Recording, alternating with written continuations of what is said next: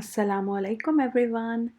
आज था फ्राइडे का दिन और सुबह उठते साथ ही मुझे फ़ील हुआ कि आज मेरी तबीयत बिल्कुल ठीक हो गई है। अल्लाह का जितना शुक्र करूँ उतना कम है। दांत का दर्द ऐसे है जैसे कभी था ही नहीं।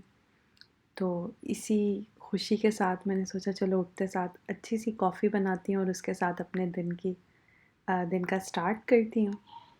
और उठते साथ अगर आप अच्छा सा नाश्ता कर लो और थोड़ा सा टाइम अपने लिए निकाल लो तो सारा दिन रिलैक्स सा और अच्छे मूड के साथ गुजर जाता है। तो इसीलिए यहाँ पे मैं अपने लिए कॉफ़ी बनाने लग गई थी। उम्मीद है आप सब भी बिल्कुल खैर खैरियत से होंगे और हम जहाँ भी हैं अल्लाह हम सबको अपने हिफ्ज़ व अमान में रखे। अगर आप लोगों ने अब तक मेरे चैनल को सब्सक्राइब नहीं किया है तो please hit the subscribe button down below and like my video and leave me a comment. I would love to reply back. और आप लोगों में से कितने लोग हैं जिन्हें कॉफ़ी पसंद है और जिन्हें चाय? मैं चाय पहले बिल्कुल भी नहीं पीती थी, पर अभी 1-2 साल से जब हम लोग यूएई में थे, वहाँ पे अगर आप लोग रहते हैं आपको पता होगा कि फ़िली की चाय कितनी फ़ेमस है। बस वहाँ से ही थोड़ी-सी आदत हुई है, लेकिन मैं घर पे फिर भी चाय नहीं पीती। अगर बाहर गए होते थे और किसी टी शॉप होती थी पास, फॉर एग्ज़ाम्पल फ़िली, अब तो बहुत सारी खुल गई हुई थी। तो चाय वाला भी थी इवन दुबई में। तो हम लोग वहाँ चले जाते थे और वहाँ पे सारे चाय वग़ैरह पी लेते थे, सिर्फ़ तब पीती थी। Generally I am a coffee person, मुझे कॉफ़ी बहुत पसंद है, पर कुछ सालों से मैं चाय की तरफ स्विच हुई हूँ, टू द एक्सटेंट कि बाहर जाते हैं और चाय वाली शॉप आ जाती है तो वहाँ से लेके पी लेती हूँ, वरना I am not a big fan. लेकिन मुझे पता है बहुत सारे लोग चाय के बहुत शौकीन होते हैं, उनका दिन कंप्लीट ही नहीं होता अगर दिन में 2 से 3 दफ़ा वो लोग चाय ना पिएँ। और कैफ़ेज़ का कल्चर, चाय कैफ़ेज़ का कल्चर तो बहुत इन हो रहा है, पाकिस्तान में बहुत ज़्यादा चाय कैफ़ेज़ खुल चुके हुए हैं। Leave me a comment down below and let me know आप लोग कॉफ़ी को प्रेफ़र करते हैं या फिर you are a tea person all the way. तो अब यहाँ पे बारी थी नाश्ता बनाने की। नाश्ते में मैंने सोचा था कि थोड़ा-सा डिफ़रेंट बनाती हूँ। अ व्हाइल बैक टिकटॉक पे एक ऑमलेट बहुत फ़ेमस हुआ था। तो मैंने सोचा आज मैं उसे ट्राई करके देखती हूँ। इंग्रीडिएंट्स बिल्कुल वही हैं जो आप लोग नॉर्मल ऑमलेट में यूज़ करते हैं, bread and egg of course. लेकिन इसमें हल्का-सा ट्विस्ट होगा और उससे आपकी जो ऑमलेट है और जो प्रेज़ेंटेशन है उसकी लुक बहुत अच्छी हो जाती है। तो I was a little spectacled about it कि कैसा होगा, कैसा नहीं होगा, but it turned out great and मेरा ख़्याल है मैं फ्यूचर में भी इस तरह ऑन एंड ऑफ बनाती रहूँगी क्योंकि एक तो ईज़ी बहुत है, कुछ एक्स्ट्रा करना नहीं पड़ता, जो रेगुलर आप ऑमलेट बनाते हो सेम वही तरीका है, बस थोड़ी-सी उसमें ट्रिक है वो आप कर लेते हैं तो उसका फ़ायदा ये होता है कि आपकी जो ऑमलेट की प्रेज़ेंटेशन होती है वो बहुत अच्छी लगती है। तो let's get started and make the omelette. यहाँ पे मैंने ले लिया था थोड़ा सा पानी, उसके अंदर नमक मिर्च डाल के 2 अंडे ले लिए थे, उन्हें अच्छे से विस्क कर लिया था with the help of a fork. और मैं अब चूल्हे के ऊपर एक फ्राई पैन रखूँगी और फ्राई पैन में थोड़ा सा ऑयल डाल के जैसे रेगुलर ऑमलेट बनता है सेम वही तरीका है। और ब्रेड स्लाइसेस आपने पहले से ही निकाल के रख लेना है। मुझे तो लगता है ये तरीका ज़्यादा ईजी है क्योंकि आपका एक स्टेप बच जाता है इसके अंदर जो आप अलग से टोस्ट करते हो अपनी ब्रेड को। So let's get started.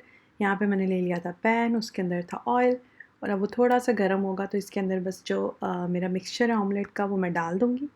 अच्छा, इस ऑमलेट में सिर्फ़ एक ही चीज़ का आपने ख़्याल रखना है, वो ये कि जब आपका अंडा ना पका हो तब आपने उसके ऊपर ब्रेड के स्लाइस रख देने हैं और वो जो एग का मिक्सचर होगा वो इसके अंदर सोक हो जाएगा और जब हो जाए तब आपने इसको टर्न करके दूसरी साइड ब्रेड की इसके साथ लगा देनी है, उससे ये चिपक जाएँगे आपस में। तो वो वाला मसला आपका सॉल्व हो जाएगा और यहाँ पे मैं इसे टर्न करूँगी और मेरा ठीक से टर्न नहीं हुआ था बिकॉज़ मेरे पैन का साइज़ छोटा था। तो आप लोग जब बनाएँ please use a bigger pan ताकि वो अच्छे से फ्लिप हो सके। तो ख़ैर एनीवेज़ इससे इतना फ़र्क नहीं पड़ा था। I just kept on going और वो दूसरी साइड से जो अंडे का मिक्सचर है वो लगा हुआ है और उसको मैं पकने का वेट करूँगी ताकि वो अच्छे से पक जाए और क्रिस्पी हो जाए। It's crispy and soft eight the same time, बहुत ज़्यादा हार्ड नहीं होता क्योंकि वो एग लग जाता है दूसरी साइड पे तो सॉफ्ट हो जाता है उससे थोड़ा। तो it's a great way to eat an omelette. अगर आप लोग चाहें तो इसके अंदर वेजिटेबल्स भी ऐड कर सकते हैं जैसे चिलीज़, टमाटर, प्याज जैसे आप टिपिकल पाकिस्तानी ऑमलेट में डालते हैं, पर आई डिडंट बिकॉज़ मेरे पास इतना टाइम नहीं था और मुझे बस जल्दी से बना के तो फिर अगला काम शुरू करना था अपना। तो अगर आप लोग ऐड करना चाहते हैं by all means do that, उससे और अच्छा आपका फ्लेवर आएगा। पर आज के लिए I just kept it simple, और जो प्लेन उस पर टिकटॉक पे वायरल हुआ था ऑमलेट, उसी तरह से ही मैंने इसे बनाया था and it turn out great as I told you guys. तो यहाँ पे मेरा हो गया था रेडी। आप देख सकते हैं एक ही टाइम पे आपने अंडा भी बना लिया और साथ ही आपकी ब्रेड भी जो है वो क्रिस्पी सी टोस्ट हो गई, विद अ ट्विस्ट कि उसकी दूसरी बाहर वाली साइड पे भी आपको एग का टेस्ट आ जाएगा, it's not just the inside. अगर आप लोगों ने ये ऑमलेट नहीं ट्राई किया तो प्लीज़ इसे इस तरह से बना के देखिएगा। मुझे पूरी उम्मीद है कि आप लोगों को भी बहुत अच्छा लगेगा, और अगर आप लोग ऑलरेडी ये इस ट्रेंड पे हैं और आप लोग ये बनाते हैं तब भी मेरे साथ कमेंट बॉक्स में ज़रूर शेयर कीजिएगा। और इस पे बहुत प्यारा सा कलर आ गया था and I was happy with it. तो आप लोगों की लाइफ में आजकल क्या चल रहा है? यहाँ पे तो शुक्र है अल्लाह का कि हालात बेहतर हो रहे हैं। जो सेकंड वेव आई थी वो आहिस्ता आहिस्ता सेटल हो रही है, और इंशाल्लाह सुनने में आ रहा है कि वैक्सीन भी आ गई है, so keeping our hopes up. तो इंशाल्लाह दिसंबर के एंड में कह रहे हैं कि most probably they will start giving it, but of course initially वो उन लोगों को देंगे जिन्हें ज़्यादा ज़रूरत है, जैसे front line workers and etcetera. तो नॉर्मल लोगों की बारी बाद में आएगी, but still it's a great ray of hope and we should all be thankful and hope that it actually works. तो that is the corona update from my side. आप लोग बताएं आप लोगों की कंट्रीज़ में क्या सिचुएशन है? यहाँ पे लॉकडाउन हुआ था पर अब खुल गया है, which is good and bad at the same time, so it all depends. Allah करे बस ये जल्दी से पेंडेमिक ओवर हो जाए and it's all in the history, और हम लोग अपनी नॉर्मल लाइफ की तरफ वापस आ सकें। I know this is the new normal now, but still I am very hopeful and I think one should always be hopeful. तो let's see how things goes. और अब नाश्ता रेडी हो गया था। ये मैंने अपने हस्बैंड के लिए बनाया था और अपने लिए मैंने दोबारा बनाया था with one egg and just one slice of bread। और साथ में मैंने अपने लिए दोबारा से बना ली थी एक कप कॉफ़ी, क्योंकि मैंने आप लोगों को अपने लास्ट व्लॉग में भी बताया था कि सर्दी आ चुकी है। तो आप 2 कप कॉफ़ी पी भी लो तो it doesn't matter, hot drink पीने का वैसे ही बहुत दिल करता है सर्दियों में। So which is why I took the second cup of coffee. और यहाँ पे मैंने सोचा था दोपहर में बना लेती हूँ मैं चिकन करी, और बहुत ही इजी रेसिपी है। जस्ट जो बेसिक मैं करती हूँ, पहले मैं प्याज को ब्लेंड कर लूँगी आराम से, और उसके बाद टमाटो को प्यूरी कर लूँगी, और जो पैन होगा उसके अंदर थोड़ा सा ऑयल लेंगे, जिंजर गार्लिक पेस्ट डाल के उसको फ्राई करेंगे। जब वो भुन जाएगी थोड़ी सी, फिर उसके अंदर जो अभी यहाँ पे मैं प्याज को ब्लेंड कर रही हूँ आराम से उसके प्यूरे बना के, तो वो मैं उसके अंदर पोर कर लूँगी। बट देन आई थॉट कि लेट्स डू समथिंग एल्स। पहले मैं ऐसा करती हूँ कि चिकन को फ्राई कर लेती हूँ, क्योंकि चिकन फ्राई करने से उसका फ्लेवर चेंज हो जाता है सालन का, और बहुत मज़े का लगता है। Hence why that's exactly what I did.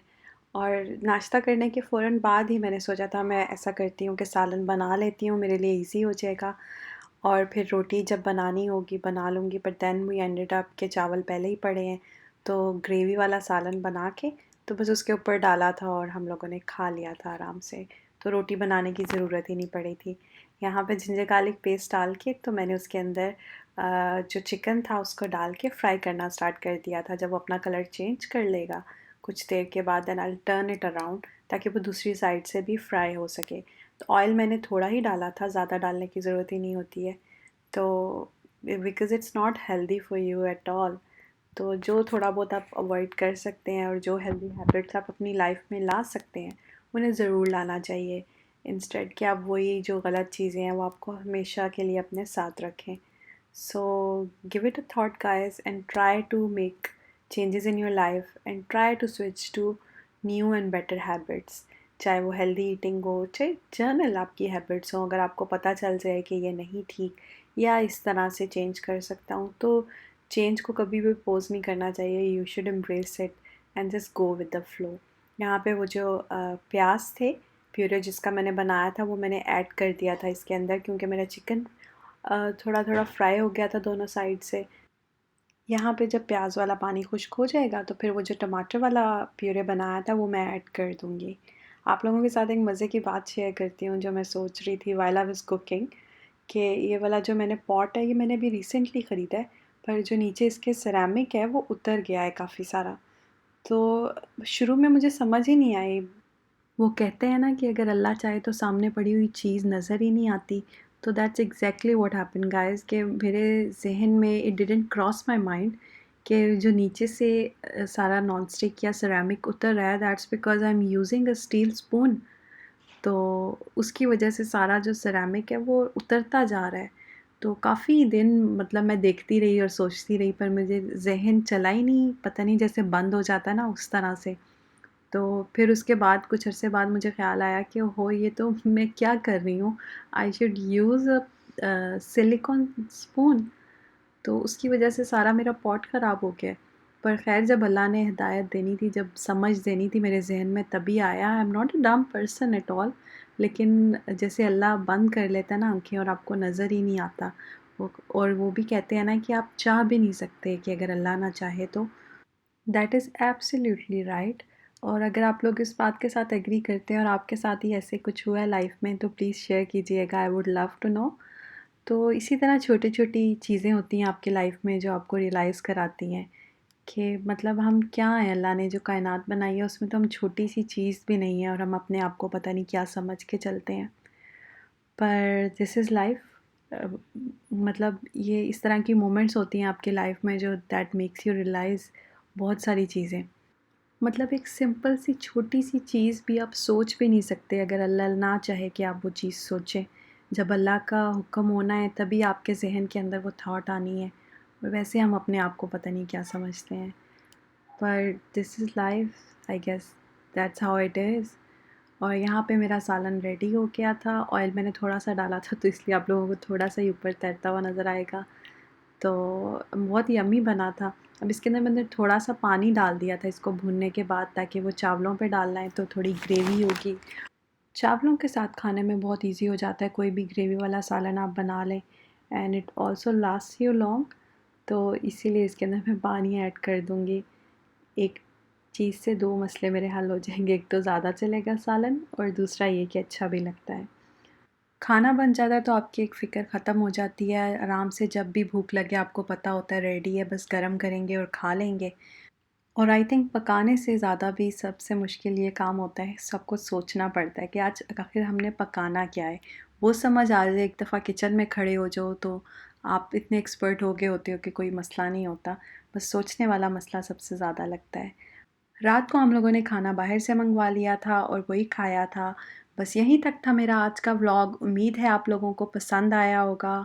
और अगर आप लोगों ने मेरे चैनल को अभी तक सब्सक्राइब नहीं किया है तो प्लीज़ नीचे सब्सक्राइब के बटन पे क्लिक करके सब्सक्राइब कर लें। और अगर आपको मेरी वीडियो अच्छी लगी हो तो लाइक पे ज़रूर क्लिक कीजिएगा। And I hope you guys have an amazing weekend. See you in my next video. Take care guys. Allah हाफ़िज़।